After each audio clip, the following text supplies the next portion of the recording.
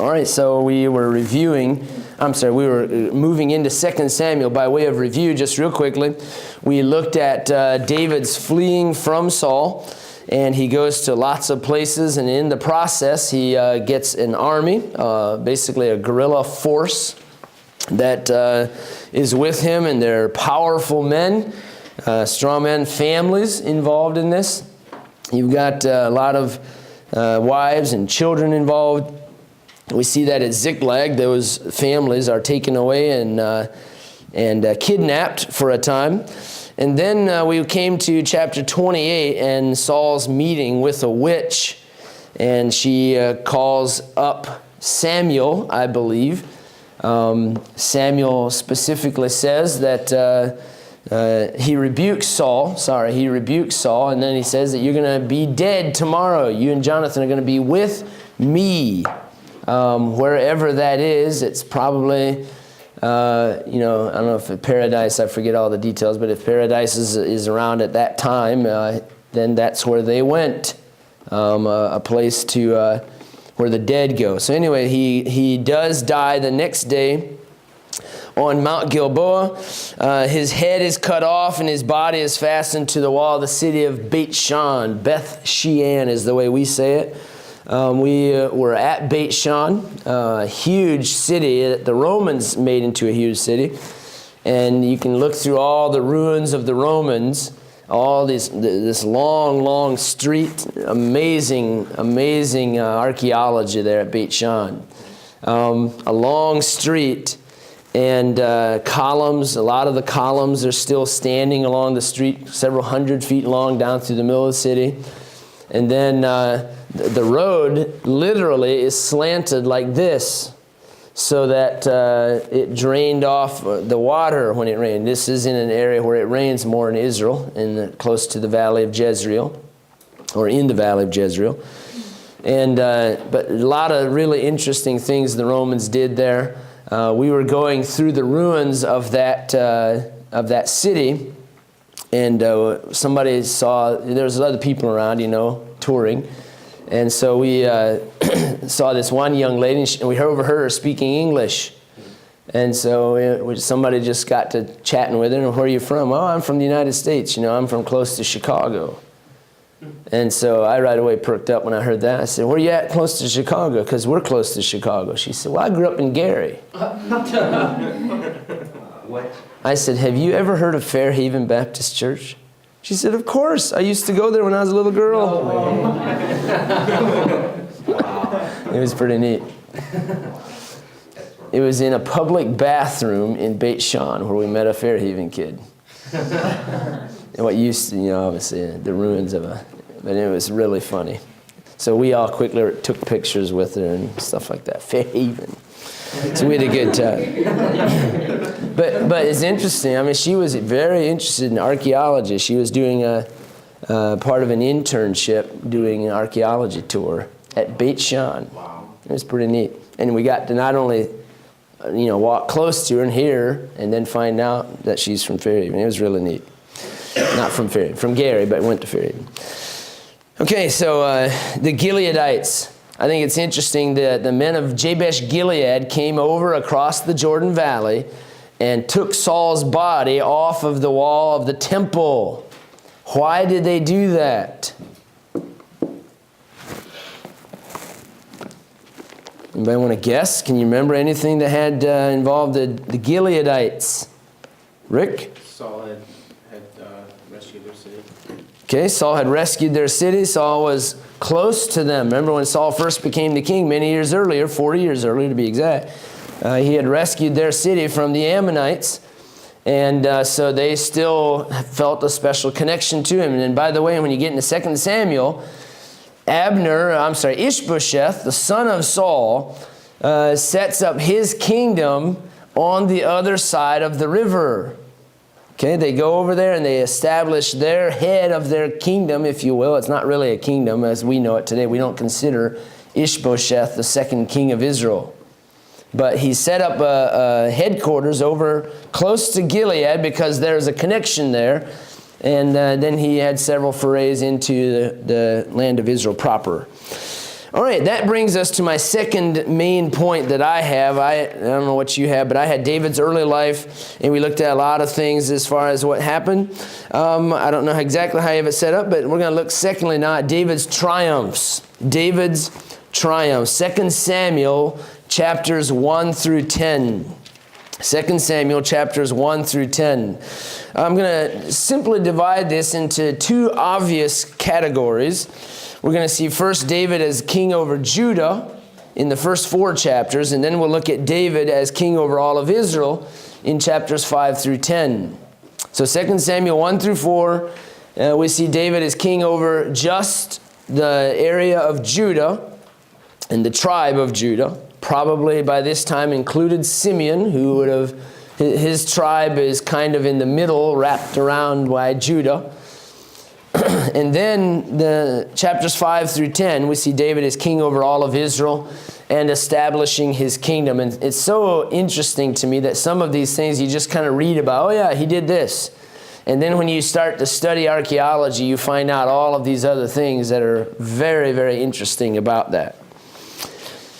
Okay, so first of all, in 2 Samuel chapter 1, as soon as Saul dies, in chapter 1 we see a young Amalekite coming to David with the news that Saul was dead. And so David avenges Saul's death. That's the first thing that I have. David avenges Saul's death in chapter 1. Here comes an Amalekite from the camp of Saul, in verse number 2, with his clothes rent and earth upon his head. Now he's doing that because the king had died. He's doing this because they lost the battle against the Philistines, their arch enemies. When he came to David, that he fell to the earth and did obeisance, and David said to him, "From whence comest thou?" He said unto him, "Out of the camp of Israel am I escaped." David said to him, "How went the matter? I pray thee tell me." And he answered, "That the people are fled from the battle, and many of the people also are fallen and dead, and Saul and Jonathan his son are dead also." And David asked the obvious question, "How do you know they're dead? Did you see them dead? How do you know?" And he said, "Oh, I was happening by chance," in verse 6, upon Mount Gilboa. "Behold, Saul leaned upon his spear. He was ready to kill himself. And lo, the chariots and horsemen followed hard after him." They're coming to get him, and they're not going to just let him kill himself if they can help it. They're going to want to do something to him. It's always a trophy to say, "I killed Saul," as it was with this guy. He lied about it, I think. "And when he looked behind him," verse 7, "he saw me and called unto me, and I answered, Here am I. And he said unto me, Who art thou? And I answered him, I am an Amalekite. He said to me again, Stand, I pray thee, upon me, and slay me. So I stood upon him and slew him, because I was sure that he could not live after that he was fallen." Look, David, I have the crown. I have several other things that he mentions, and the bracelet, and I brought it hither unto my Lord. Here it is. It's for you. Everybody knows that you are going to be the next king. Okay, now, if you go back in the passage in the last chapter of 1 Samuel 31, we see that that's not what happens.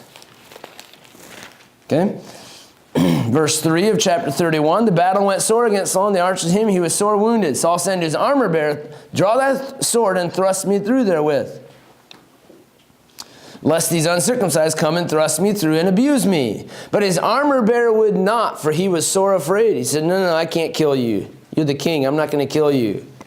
Therefore Saul took a sword and fell upon it." Okay, now it's easy for somebody to come along and to find him, and I say come along. Anyway, there's a lot of holes in that story too. I just happened by chance to get caught up in the middle of this battle. I mean, I don't know what happened, but all of a sudden I was surrounded by all these people killing each other. That doesn't happen. All right? This guy, I believe, somehow was close by and saw what happened, and maybe during that first night, it doesn't say the Philistines came and got Saul right away. They would have definitely taken those things. But probably Saul committed suicide. He fell on his own sword. The Bible says that. And this guy came through before they were counting the dead and finding out who they got and how many. Probably in the evening time, he comes through, traveling through, or just even, he was interested. He wanted to see what was going on, and he came looking through the battlefield, and he found Saul.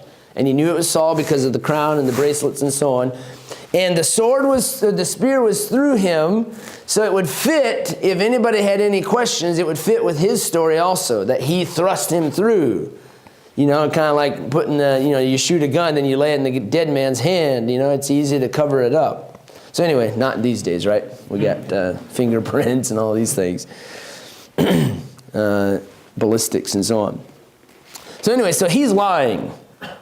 That's the bottom line. This Amalekite is lying, thinking he's going to gain favor with David by bringing these things to David. So David is not quite, doesn't have the response that this young man thought he would. Verse 14, David said to him, "How wast thou not afraid to stretch forth thine hand to destroy the Lord's anointed?" I got to go back. Verse 13, David said to the young man that told him, "Whence art thou?" And he answered, "I am the son of a stranger, an Amalekite." Yeah. Oh, no. You're not an Amalekite. You're a dead man now, because David doesn't like Amalekites. Amalekites have been nothing but trouble. And we find the Amalekites joining up with the Midianites in Judges. We find Saul being instructed to kill all the Amalekites. These were enemies of Israel for a long, long time. And somehow this guy thought he didn't realize that there was all this connection going on. So, yes? It says in verse 1 that David had just returned from the slaughter. Yes, right. David had just returned and he abode 2 days in Ziklag, right? So... All right, so David called in verse 15 while the young man said, "Go near and fall upon him," and he smote him that he died. And David said to him, "Thy blood be upon thy head, for thy mouth hath testified against thee, saying, I have slain the Lord's anointed." That's called instant justice. And it's interesting to me, the rest of chapter 1, David weeps and writes a song, a funeral dirge, if you will, a song about Jonathan and Saul. Listen to some of the things that he says about his arch enemy. And this just tells you that Saul was never David's enemy. I said that tongue in cheek. David was Saul's enemy, but not vice versa. Saul was never the enemy of David. Verse 19, "The beauty of Israel is slain upon thy high places. How are the mighty fallen? Tell it not in Gath. Publish it not in the streets of Askelon, lest the daughters of the Philistines rejoice, lest the daughters of the uncircumcised triumph. Ye mountains of Gilboa, let there be no dew, neither let there be rain upon you, nor fields of offerings, for there the shield of the mighty is vilely cast away." That mountain to this day, I don't know if it's just because of this, but it is a barren mountain. There's nothing on it. Bunch of, barely anything on it. Very short, almost nothing grows up there. "From the blood of the slain, from the fat of the mighty, the bow of Jonathan turn not back, and the sword of Saul return not empty." Saul and Jonathan were lovely and pleasant in their lives, and in their death they were not divided. Verse 24, "Ye daughters of Israel, weep over Saul, who clothed you in scarlet with other delights, who put on ornaments of gold upon your apparel. How are the mighty fallen in the midst of battle? O Jonathan, thou wast slain in thine high places. I am distressed for thee." So on. How lovely and pleasant in their lives, really. Early on, before all that happened. So David avenges and mourns the death of Saul. We find that in chapter 1. Now, chapter 2 through chapter 4, I'm not going to go through everything, but we see David reigning for 7.5 years over Judah. David reigns for 7.5 years over Judah. Let's look in chapter 2. David now moves up to Hebron, and he establishes a headquarters. I don't know, there's not evidence to find all of whether he actually built any kind of a palace or anything like that. Probably not. He built himself a place to run this local area. But it's not a huge palace or anything. There's no evidence of that. I'm not saying there has to be evidence. But So he's going to become the king over Judah. Now, go down to verse number 8. Chapter 2, verse number 8. But Abner the son of Ner, captain of Saul's host, took Ishbosheth, the son of Saul, and brought him over to Mahanaim. Mahanaim. All right, let's look at a few things just to keep ourselves on track as far as who is who. It's going to be very, very confusing as far as all of these names. And by the way, this is a perfect time for me, a perfect way for me to ask you on a test, who is Ishbosheth? Who is Mephibosheth? Who is Abner? Who is Joab? And so on. So we're going to take the family of Saul and the line of Saul, and I don't mean just his family, but his line and those who are connected to him. And then we'll look at David as well, and who's connected to David. Okay? Earlier there in the chapter, I got ahead a little bit, but earlier in chapter 2 in verse 4, the Bible says that the men of Jabesh Gilead had buried Saul. So what does David do? He sends messengers to the men of Jabesh Gilead, verse 5, and said, Blessed be ye of the Lord that ye have showed this kindness unto your Lord, even unto Saul, and have buried him. And the Lord show you kindness and truth. Okay, now, you could look at this as a politician and say he's just trying to consolidate authority over it. He's trying to get them on his side. He's trying to brown nose a little bit, right? He's just doing nice things to them to get them to come over. And it's easy to say that, but that's not the case because we know David. He was real. He truly loved Saul, truly loved Jonathan. Anyway, so back to where we're talking about. Verse number 8. But Abner the son of Ner, captain of Saul's host. So here's the captain of Saul's host. Who's the captain of David's host? Joab, David's cousin. No, sorry, nephew. His sister's brother. All right.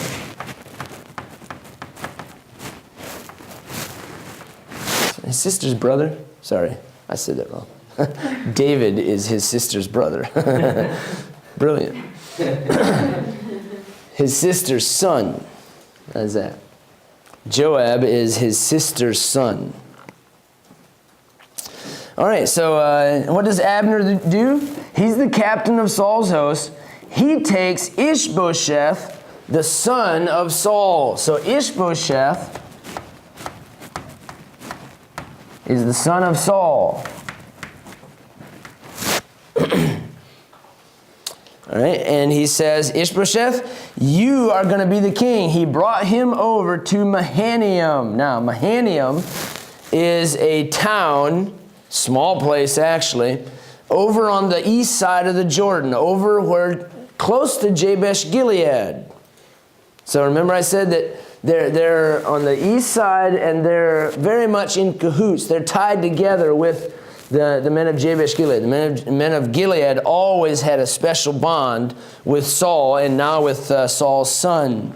Verse 9, and made him king over Gilead. There you go. Over the Asherites, over Jezreel, over Ephraim, over Benjamin, and over all Israel. So technically, they get enough people in all the land of Israel to still say, we want the family of Saul to reign over us.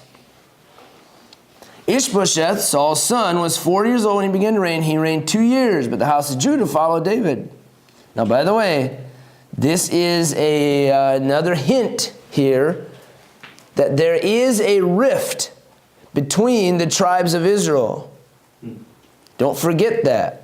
It doesn't happen just boom or at the end of Solomon's life when, oh my goodness, the kingdom split. There are plenty of evidences that there was a lot of disagreement for many, many, many years. I'm talking 150, 200 years before it actually happened. All right, so let's see here. Verse 11. The time that David was king in Hebron over the house of Judah was 7 years, 6 months. And Abner the son of Ner, the servants of Ishbosheth, went out from Mahanaim to Gibeon.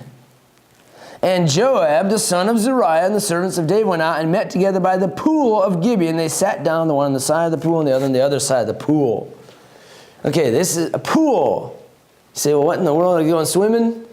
A pool is a place to get drink, a place for there's a good water supply. And if you know anything about Israel and dry places in general, a water supply is a very, very important place.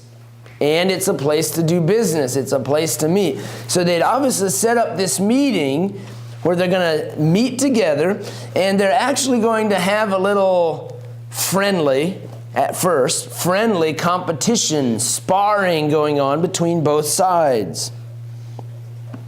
Abner said to Joab, verse 14, let the young men now arise and play before us. And Joab said, let them arise. Then arose and went over by the number 12 of Benjamin, which pertained to Ishbosheth, the son of Saul, and 12 of the servants of David. And they caught everyone his fellow by the head, and thrust his sword in his fellow's side, so they fell down together. Wherefore that place was called something very difficult, which is in Gibeon. And there was a very sore battle that day, and Abner was beating the men of Israel before the servants of David. Now, this is the first time where you see the weakness of Saul's side and David's side being stronger and overcoming.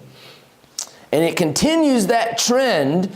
Saul's house, it says it very clear, Saul's house gets weaker and weaker. David's house stronger and stronger. Of course, you can't blame the Benjamites, right? They're standing with their guy, right? This is their hometown guy, and they're going to stand with Saul, not with David. But what started kind of mild turns into this killing party and a sore battle. There were 3 sons of Zeruiah there, Joab, Abishai, and Asahel. Let's note these down. Joab, I've given you these names before. Abishai and Asahel. All right, so Asahel is very, very fast. And not just fast, but he can go, like the Bible says, he's light of foot as a wild roe. Not just running fast, but able to, it looks like, climb on rocks or move very quickly on big rocks. And Israel has lots of those, big rocks. Asahel pursued after Abner, and going he turned not to the right hand or to the left from following Abner. Abner looked behind him and said, art thou Asahel? And he answered, I am. Abner said, hey, let's turn around and talk. Lay thee hold on one of the young men and take thee his arm. But Asahel would not turn aside from following of him. Abner said again to Asahel, turn thee aside. Wherefore should I smite thee to the ground? How then shall I hold up my face to Joab thy brother? Howbeit he refused to turn aside. Wherefore Abner with the hinder end of the spear smote him under the 5th rib. He just stopped, and he jammed his spear backwards, and Asahel ran into it and went right under the 5th rib, which in this account here, that 5th rib comes up a few times. He smote him under the 5th rib. That's basically, as I understand it, the area of the heart, and it's going to obviously do a lot of damage there. Spear came out behind him. Thanks for all the details, right? And he fell down there and died in the same place. And they all saw that. So, Abner kills Asahel. Okay? So, of course, that's not going to go over too well. For now, it says, well, it was in battle, whatever. But Joab never forgets what Abner did to his brother. Say, well, it was in battle. I know, it was in battle. And it probably should have just been counted up as part of the battle, but Joab holds a personal grudge. I'm going to get him back. Vengeance. It's always a bad thing. Okay, so chapter 3, verse 1 now. There was long war between the house of Saul and the house of David, but David waxed stronger, and the house of Saul waxed weaker and weaker. Now, it mentions the family of David, his wives, his children, that were born to David in Hebron. Verse 6, came to pass while there was war between the house of Saul and the house of David, that Abner made himself strong for the house of Saul. Now, it's a long story, and it's kind of weird and disgusting, but Saul had a concubine named Rizpah. Is that right? Is that spelled right? Rizpah. What verse? Verse 7. And so when Saul's dead, the natural thing when a king dies is that all of his concubines and surrogate wives and so on go to the next king. Okay? The next king is Ishbosheth. Okay? What does Abner do? Abner goes and steals or takes this concubine for himself. Now, what does that say? I'm the next king. Since you're too weak, Ishbosheth, I'm gonna, basically real blatantly make the charge that I'm now the guy in charge. I'm gonna challenge your authority. That's exactly what this is. Verse 7, wherefore hast thou gone into my father's concubine? Abner was very wroth. How can you speak to me that way?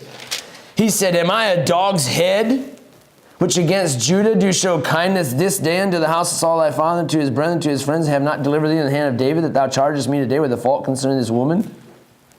So do God to Abner more also, except the Lord has sworn to David, and so I do to him. So, in other words, I'm not taking this from you. I put you in charge, and I don't like what you're doing now. Yes? It doesn't actually say that Abner took her. It just says that Ishbosheth accused her, and not accused Abner. And it says this is about him taking a charge. But it seems more like an accusation that wasn't grounded. Oh, so you're saying it's just an accusation. Because it's, in the end of 8, it says that thou chargest me today with the fault concerning this woman. I mean, it looks like Ishbosheth just accused him of it, and it didn't actually happen. Or at least that's what Abner was saying. That's what Abner is saying. That would make be understandable also why he'd be so mad about an accusation, especially if it wasn't grounded. That's a good point. I don't see, I've always assumed that he actually did that. But I mean, just reading here, you don't see any proof that he did it. Yeah, you're right. The accusation. It just seems odd to me why Ishbosheth would do that. Well, what's the purpose? Abner was powerful enough to put him in position? Abner was obviously kind of a rival, a threat, so that Ishbosheth might have used that as a, to try to accuse Abner and get him off the way or something. But I'm just saying I don't see any proof of it. So. It does say that Abner made himself strong for the house of Saul, so maybe Ishbosheth was thinking that Abner was... here's a way to discredit Abner and get Abner. Sure. Yeah, that's very possible. Very possible. I have never looked at it that way. Interesting. Because it says, and he could not, or in verse number 11, it says he could not answer Abner a word again because he feared him. But, I mean, if there was proof, then he would have had an answer. Right, you would think so. Okay, well, that's a good point. Regardless, it's obvious that Abner and Ishbosheth aren't going to get along. So go to the next verse, verse 12. Abner sent messengers to David on his behalf, saying, whose is the land? Make thy league with me. Hey, I want to be on your side, David. I'm tired of this. So what happens here? Next, Abner defects. Now it's funny to look at this because Abner is obviously the driving force behind what what's going on the other side of the family, on the other side of the kingdom. Abner is the driving force, and now he switches sides. He says to David, make a league with me. And David says, sure. Verse 13, I'll make a league with you, but one thing I require, I want to see my first wife, Michal. I want to see her. Bring her. David sent messengers to Ishbosheth, Saul's son, saying, deliver me my wife. Ishbosheth sent and took her from her husband, even from Phaltiel, the son of Laish, and her husband went with her along, weeping behind her to Behiram. And Abner said, get out of here. I missed it. Behiram? Oh, just the story. Gotcha. Abner said, get out of here. Return. He returned. And Abner had communication with the elders of Israel, saying, you sought for David in times past to be king, now then do it. Now, verse 19, Abner also spake in the ears of Benjamin. He's trying to convince everyone now to jump the ship. Come over to our side, where this side can win. Now, I do believe that Abner is a politician. Abner went also to speak in the ears of David in Hebron, all that seemed good to Israel and that seemed good to the whole house of Benjamin. So Abner came to David at Hebron, 20 men with him, and David made them a feast. And Abner said to David, I will rise and go and will gather all Israel. I'm going to gather everybody to you. You'll see. And David said, okay, go ahead. He went in peace. End of verse 21. Behold, the servants of David and Joab came from pursuing a troop and brought in a great spoil with them. But Abner was not with David in Hebron, for he had sent him away, and he was gone in peace. Joab comes in there and says, wait a second. Who was here? Abner the son of Ner was here? Joab came to the king, verse 24, and said, what hast thou done? Behold, Abner came to thee. Why is it that thou hast sent him away, and he is quite gone? Thou knowest Abner the son of Ner, that he came in to deceive thee, to know what you're doing. And when Joab was come out from David, he sent messengers after Abner, which brought him again from the well of Sirah, but David knew it not. Now, Joab says, David, you know he's a liar. He's just here to see what you're doing. He's not actually defecting. Now, any comments here on this? Joab, Abner? It's obvious he doesn't like him. Okay, that's more than that. Why? He killed Asahel. He killed Asahel, his brother. Why else? Abner's also our ruling general. That's to me the main thing. He's a general. So is Joab. Okay, I'm the president of a company. And this other president says, hey, I want to come work for you. No, I don't know about this. I already have a position. Not the president, the second guy. It'd be the second guy in charge. It'd be the accurate portrayal here. But, so you're coming to take my position. So Abner comes in. Joab says, wait a second. What are you doing here? He's a liar. You know, you can't have him in our camp because he obviously is a deceiver. And inside his head, he's probably saying, and he's going to try to steal my position, which I wouldn't be surprised if he was. Okay, Abner knows how to fight. He's a leader in battle. He's done a lot of things. He's been around a long, long time. So anyway, so Joab says, hey, Abner, I want to talk to you. And we see again, verse 27, when Abner is returned to Hebron, Joab took him aside in the gate to speak with him quietly and smote him there under the fifth rib, that he died for the blood of Asahel his brother. And David denounces what Joab and Abishai, his brother, was involved in it. Verse 30 tells us he was involved in it. So Joab and Abishai, his brother, slew Abner. It wasn't just Joab, it was both of them, because he had slain their brother Asahel at Gibeon in the battle. That personal vengeance here. And David said to Joab and to all the people that were with him, rend your clothes and gird you with sackcloth and mourn before Abner. So they lamented and they mourned. Verse 36, this is why he did it. All the people took notice of it, and it pleased them. As whatsoever the king did pleased all the people, for all the people in Israel understood that day that it was not the king to slay Abner, the son of Ner. Okay, so now this is the second of two major confrontations so far between David's side and David's side and Saul's side, which would be Ishbosheth and Abner. Okay, now let's move on to the next confrontation, which takes place in chapter 4. When Saul's son heard that Abner was dead in Hebron, his hands were feeble and all his lights were troubled. And Saul's son had 2 men that were captains of the bands. Now, here's Ishbosheth. He's the king. His general has defected and is now dead. And he sees the handwriting on the wall. My days are numbered, you know. There's no way, as David's getting stronger and stronger, and I'm getting weak, there's no way that this can continue. So Ishbosheth then has something happen to him. 2 of his generals, or his leaders in his army, verse 5, went and came by the heat of the day to the house of Ishbosheth, who lay on a bed at noon. He's taking his siesta. And they came thither into the, actually that's probably not what it means. They came thither into the midst of the house as though they would have fetched wheat, and they smote him under the 5th rib. There it is again.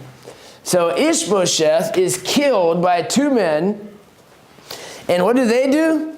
They cut off his head And they, through the night, they sneak back over to the land of Israel, to Hebron. They come to David and they said, David, look, here's Ishbosheth, your enemy. We killed him. How much of a reward are we going to get for this? Verse 10, the end of the verse, who thought that I would have given him a reward for his tidings? Verse 12, so David commanded his young men, they slew them and cut off their hands and their feet and hanged them up over the pool in Hebron. But they took the head of Ishbosheth and buried in the sepulchre of Abner in Hebron. All right, so another major confrontation, Ishbosheth.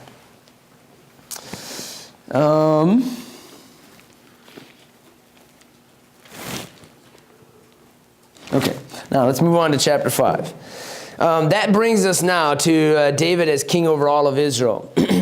Ishbosheth assassinated by 2 of his officials, and all of the events that go around that. All right, so you've got some names here. Make sure you keep them separate as far as what happened to each one and who they are.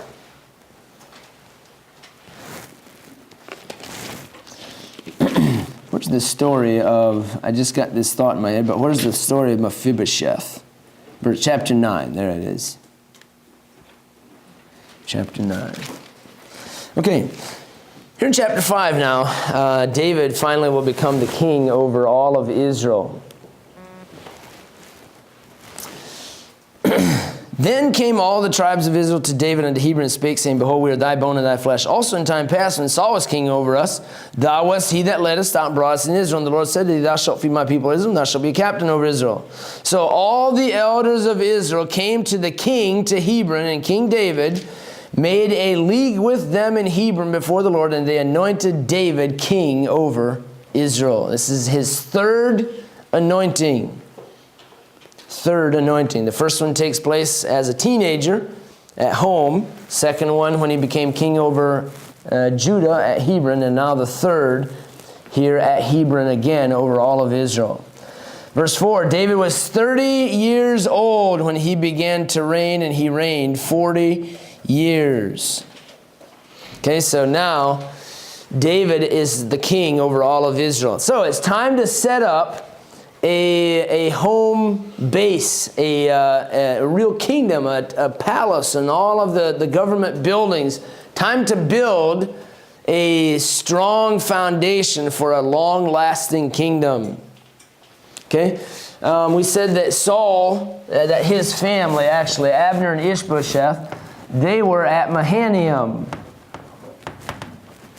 David will go to Jerusalem, which is actually a Jebusite fort on the location. And a very, very good location at that.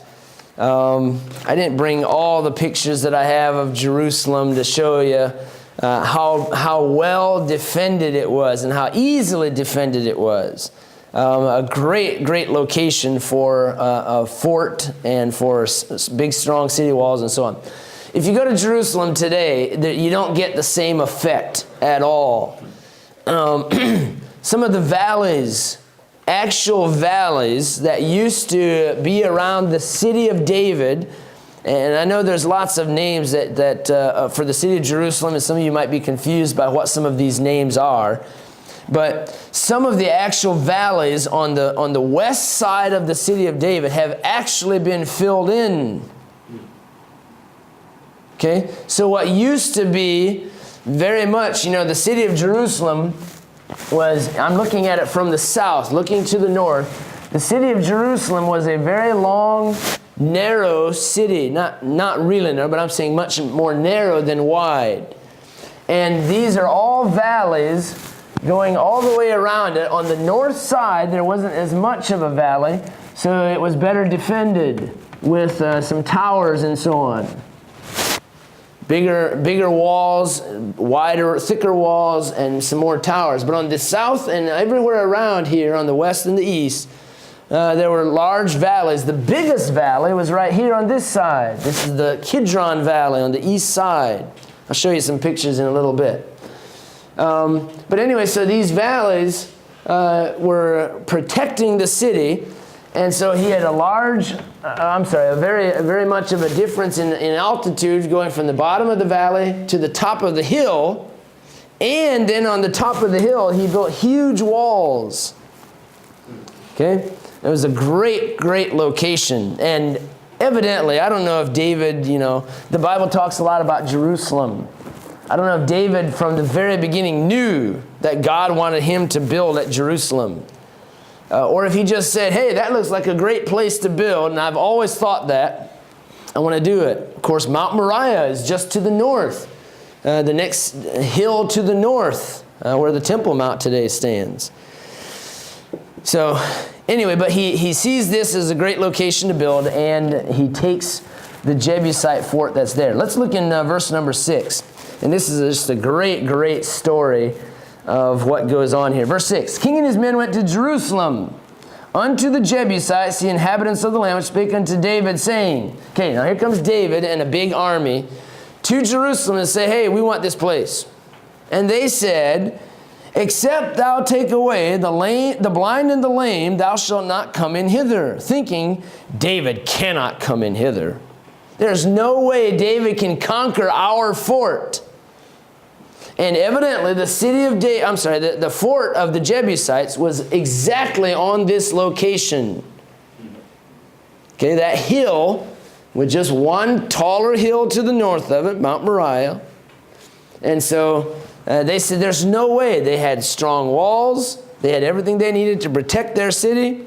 And they said there's no way you can come in here. Now, what does that mean? Except I take away the blind and the lame. Robert? That's probably the only people he'd be able to beat. If you can conquer, even the blind and the lame can defend this city, this fort. Yes? It's one of those weird answers. Like if somebody asks you, you do this, and you respond with, is the Pope Catholic? It's kind of like one of those answers. So an absurd question or an absurd answer to show the absurdity of the question? Mm-hmm. That's what I'm saying. Anybody else want to add to that? That's a good point. Except thou take away the blind and the lame. Now, if you go into verse 8 again, actually, all of verse 8. David said on that day, whosoever getteth up to the gutter and smiteth the Jebusites and the lame and the blind that are hated of David's soul, he shall be chief and captain. Wherefore they said, the blind and the lame shall not come into the house. I don't know exactly what all that means. There's a lot of debate over what these blind and the lame are. Whosoever getteth up to the gutter and smite the Jebusites, and the lame and the blind that are hated of David's soul. He hated handicapped people. I mean, he said it right here. All right? You better not work in shepherd's class, Probably another mocking statement. Yeah, it is. Well, it is, no question. He said, oh, you're the blind and the lame. They said, even the blind and the lame can defend our city. And David said, hey, any of you want to go up and kill those blind and lame people? Get on up there and do it. I think that's what he's saying. He's taking what they said and running with it. Okay? So, verse 9 then. So David dwelt in the fort and called it the city of David. That's all we know about it in the Bible. That's all it says. He said to his men, whoever gets up there and takes it. So he dwelt in the fort. He took it. Now how? That's the amazing, amazing thing. Whoso getteth up to the gutter and smiteth the Jebusites. Now, what's a gutter? In our terms, a gutter is at the end of a roof that helps drain the water off of a roof. Right? That's a gutter. Girls, you didn't know that, did you? Yes? Okay, never mind. You're like, are you asking us a question? I didn't catch that. So anyway, that's one definition of a gutter. A gutter, when I was growing up, was out in the barn. Joel, you might with the cows. We were milking the cows, and there's a gutter there, and we cleaned it out after we milked every night. Okay, it was very dirty. That's a gutter That's not the gutter here. A gutter literally means a water tunnel. It's a tunnel, what we would think of as a water tunnel. Okay? Now, I have several things here And there's so much more on this that I could show you. Outside the city of Jerusalem, just outside the city of Jerusalem, is a spring right at the edge of the Kidron Valley. Okay, if you're looking at it on a map, it'd be somewhere about right there. And this spring, the Gihon Spring, has all kinds of tunnels within about 40, 50 feet of it leading away from the Gihon Spring. Now you say, well, tunnels. There's tunnels everywhere in Israel. Hand-dug tunnels. Every city, think about this, as far as I know, I mean, almost every place we visited, every city had a water supply. You had to have a water supply. And every water supply had tunnels leading away from it or leading to it. Okay, that's what you did. You had to protect your water supply. And so if you had to tunnel, let me illustrate a little bit. Can you all see this here at the bottom, or do you have to erase some things? If you've got a hill, and here's your city on top of the hill, and here's your water supply down here. What's the easiest way to get to your water supply? Instead of going down the hill where these walls are here and you have to go outside the city walls, you dig a tunnel down to the ground and you get it on the ground level where it'll be even with that water supply. And that is very normal. A lot of times they'll try to build the hill further out so it covers up the water supply.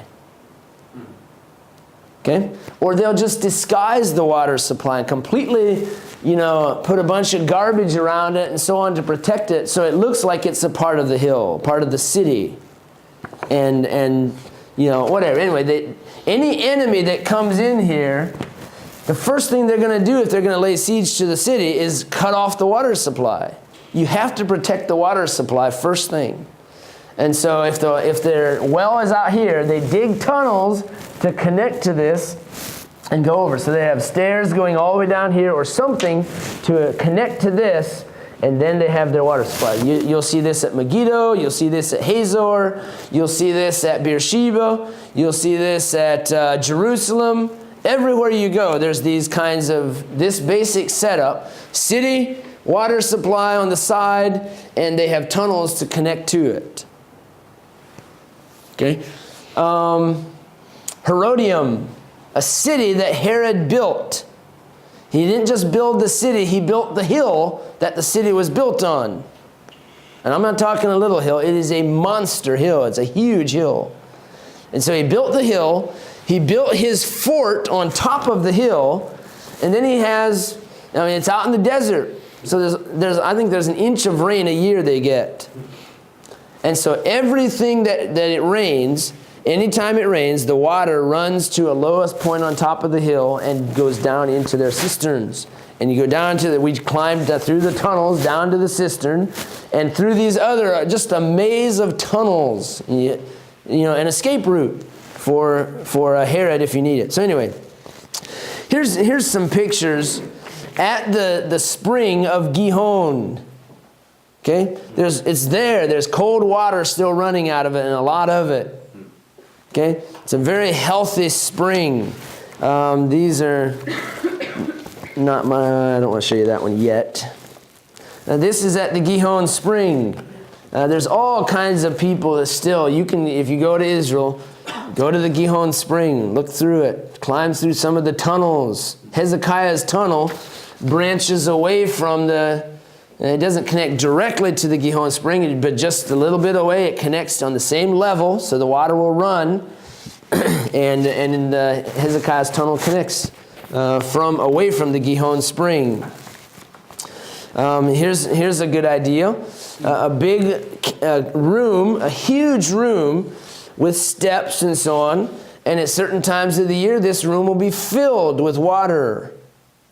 Okay, and they would probably have to plaster, in certain cases, especially in cisterns a lot of times, they would plaster the walls of the cistern to make it watertight so they don't lose water out through the dirt.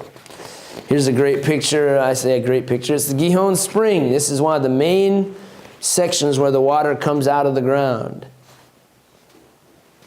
Okay, now, how did they go into the tunnel, the gutter? This is the best.